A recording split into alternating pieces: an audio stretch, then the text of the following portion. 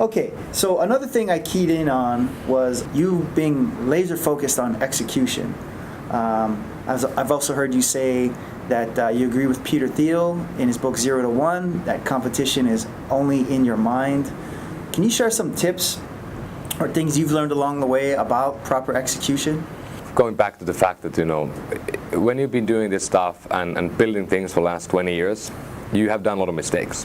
And the mistakes are the only things to learn from. And I think for me, it's really easy to come up with an idea.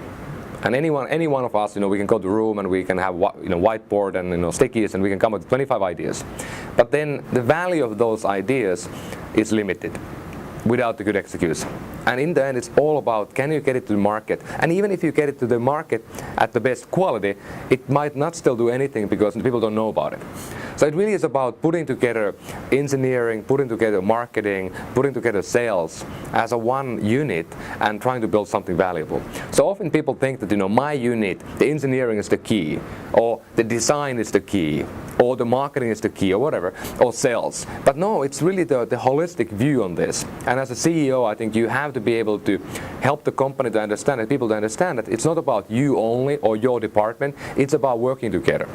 And those are, I think, to me, the key points about execution. Not just about getting something done, but getting something done holistically so it has an impact in the marketplace. And then, of course, the faster you go to market, the faster you see people's feedback, the faster you can iterate and become better. The whole idea about the lean startup, I think, is a very good idea. It might not apply to big companies or bigger companies, but in the beginning it's a critical point. And when it comes to the Peter Thiel's idea about on the 0 to 1 book, it's a lot about get fast into something, do something fast, and start on things that are hard and that people haven't solved before. Talking about you don't want to focus on incremental innovation, incremental improvement only, but you want to focus a little bit at least on the fundamental problems that are in the marketplace. And today at Better Doctor, we work in very, very deep down in the healthcare bowels, and we try to work on these fundamental problems like how do we get data moving better, how do we make data more accurate, how do we make the system more transparent. Those are fundamental things that are really difficult to solve, that nobody has been able to solve before. Wow. So from the Silicon Valley tech CEOs that are successful that I've talked to or heard, there seem to be only two things in common. They make a lot of mistakes and they're practically obsessed with execution. So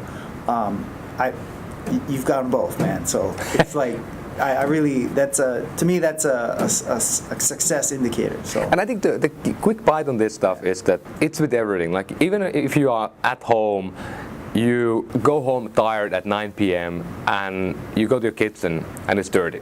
If you look at it and you walk away, it will be dirty in the morning. If you go in and you take one plate, you put it into the dishwasher, you're on the way of doing something.